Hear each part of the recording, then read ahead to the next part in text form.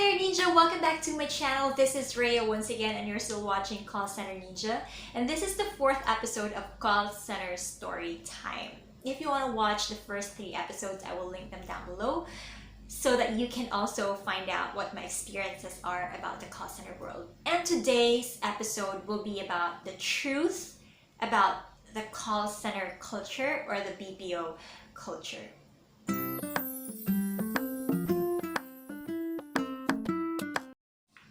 By the way, if you're new here, please consider subscribing by clicking the red subscribe button down below. My videos are arranged in playlists, so you can just check it out on my homepage. And thank you so much if you have already subscribed.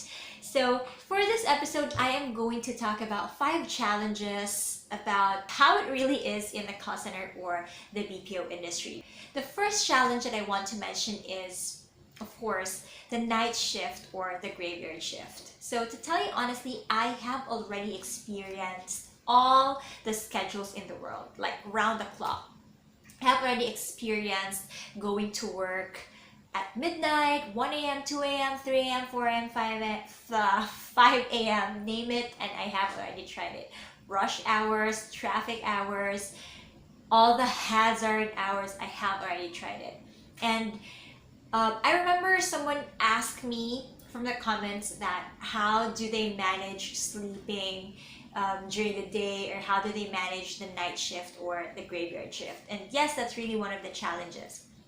So the truth about the BPO culture is just like in any other type of industry that has a graveyard shift. So it's not just the call center. I mean, if you're a nurse, if you're a doctor, you work in hospitals, of course you also have graveyard shift, right? And for me personally, it was a challenge at first because of course you will be awake. You have to be wide awake at night in order for you to be able to do your job well. And if you're sleepy while you're taking calls, then it might really affect your call and your performance, and it might even lead to a performance warning if you don't do your job well. So what I can suggest is for you to have a consistent sleep routine. It's very important. Sleep is not just a luxury, it is a necessity. And once you're working in a call center, you have to take that seriously.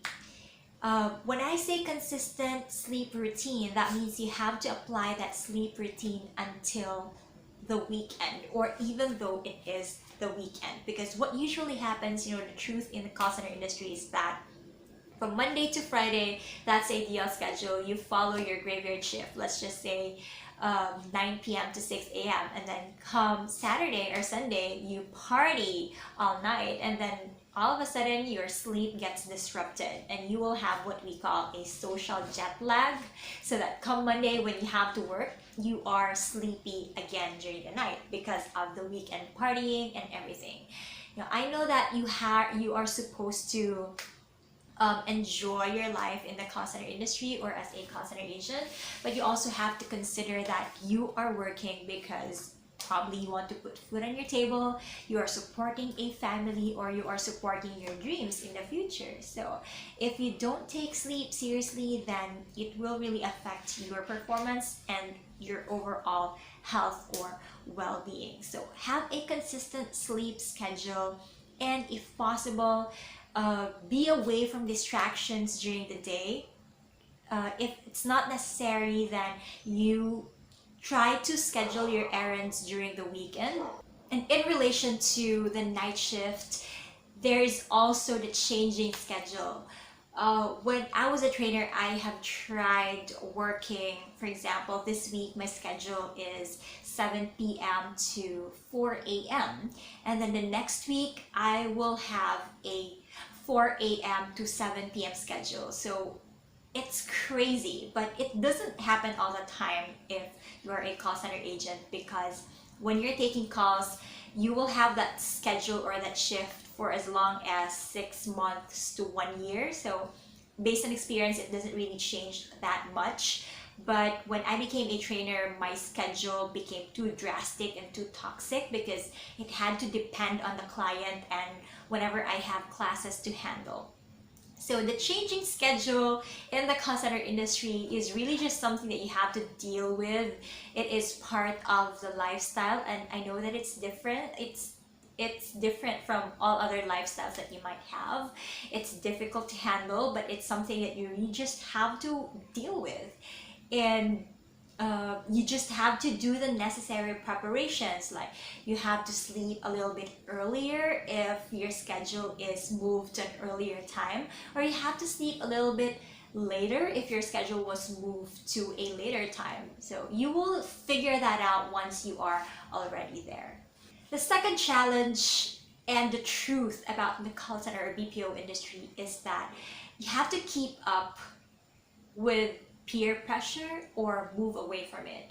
And it is very unhealthy if you are with people who constantly drag you down, or if you are with negatrons, people who are always thinking of quitting the job, resigning, and always just telling you negative things about the job. It can really affect you emotionally, especially if you are working in a company with if you're working in a company and you consider people as a big factor of staying.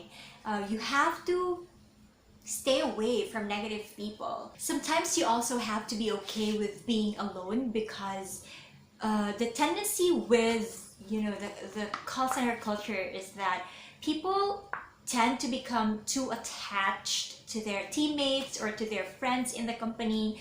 But when they have different schedules, or they will be assigned to different teams, then sometimes you also don't like working anymore because you're so used to working with those people. Now, you have to realize that you cannot choose your teammates. You cannot choose your team in a call center. You might be assigned randomly or not, but there will come a time when you will be split from your team that you are already attached to, or to be assigned to a different supervisor that you don't quite like as much as your previous supervisor. And the tendency is that some agents tend to not go to work anymore just because they don't like their teammates or they don't like their supervisor. I know, yes, it's difficult to work if you don't really kind of feel that person that you're working with, but the truth is that you can encounter people who you don't really like very much, even though you transfer to a different company or to a different job. So the challenge is for you to stay professional and learn to depend on yourself, because there will come a time when those people that you are so attached with or so attached to will not be there anymore, and they will not be there every single time. And for you to be able to continue working, you have to learn to stand on your own and be your own person, and be comfortable with, try to be comfortable with people who are not really your close friends. And that's okay. You don't have to be best friends with everyone in the workplace, right? I remember my trainee once asked me, why am I eating alone? Because I told him that, okay, I'm just gonna eat in the pantry. And then he asked, okay, so you're gonna eat alone? And I said, yes, of course. What's wrong with eating alone? And then for me personally, I don't really find anything wrong with going out alone or eating alone. In fact, I always do that. So that's what I'm trying to say. Don't wait for others to accompany you or to do something with you. You have to be comfortable with being alone, especially in a BPO industry or call center industry where being in a team keeps you in that team for so long, and it will be hard for you to stay away from them. The third one is getting sick. That's really a challenge, and the truth is, yes, you will really get sick if you don't take care of yourself. And the bad thing is that even though you do your best to take care of yourself, you still get sick. I remember one time it was my birthday, and then my friends from another city, my friends from college, went all the way from our hometown here in Cebu to celebrate my birthday, and I had a scheduled shift that night, but I had to be with them as well. So I was feeling sick already with all the partying before that, but I still had to go to my work because I was still a new agent. And then I was so sick I was taking the call, I was taking a lot of calls because our account was super queuing.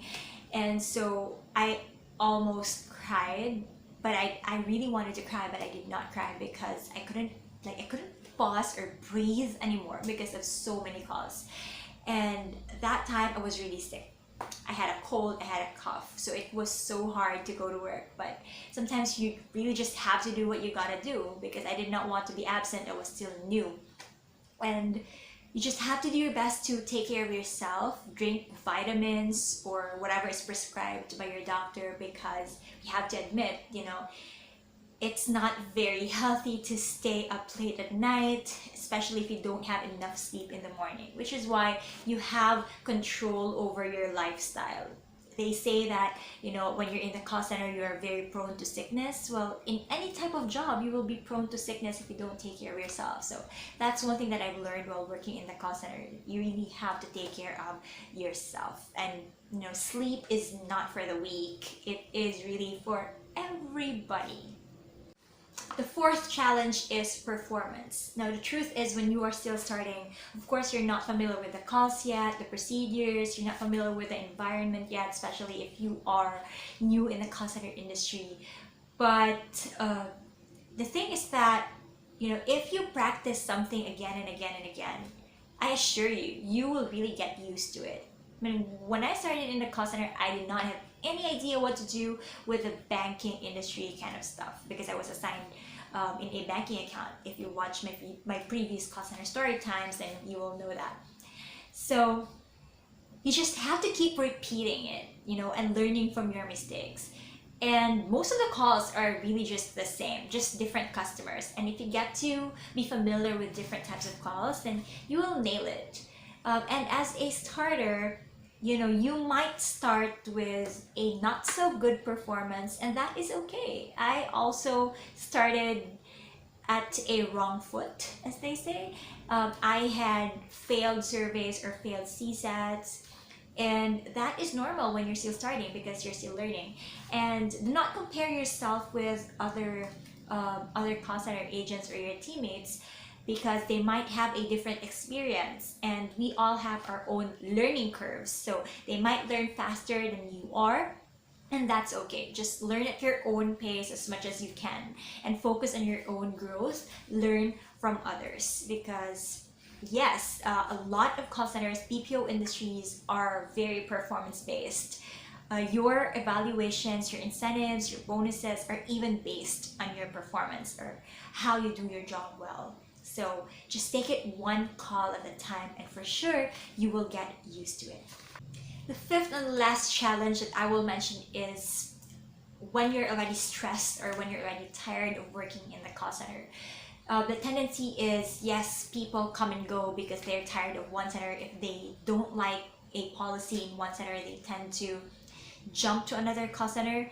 You have to think properly before you do that, because call center hopping is not good, especially if you're applying for a new job. It does not look good on your resume, and you will have a hard time explaining to your next employer why you left your previous job if you just keep on call center hopping. So if you feel tired, if you feel demotivated or very stressed in working or at work with the people, then try to find a solution first before jumping to conclusion that, okay, this is it, I need to quit, I need to jump to another call center. Every call center is just going to be like that. It depends on your attitude and your behavior, how you deal with it or how you handle it. I have thought of resigning several times in my previous company, but I never did because I still loved the people. And well, I'm not going to talk about when to leave a call center or not, but what I'm trying to say is that when you're tired, then take a rest. Okay, rest if you must, but do not quit right away. You have to think about it first, because the truth in the BPO or call center industry is that people will just jump from one center to another, but it doesn't have to be like that. I have experienced being in one call center for 7 years without jumping.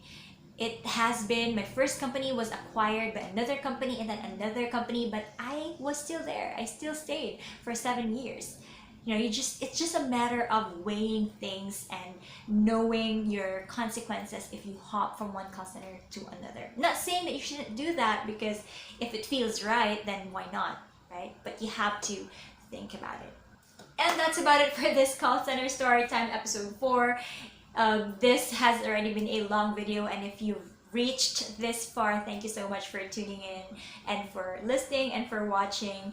Remember, I have videos every Wednesdays and Fridays, and just a sneak peek, by next week I'm already going to start my mock call videos. It's going to be an interactive session wherein you are going to give me comments about the call on the comment section itself, and I will explain that on my next videos next week until the end of August. So I hope you watch out for that. Thank you so much once again. Take care and bye-bye.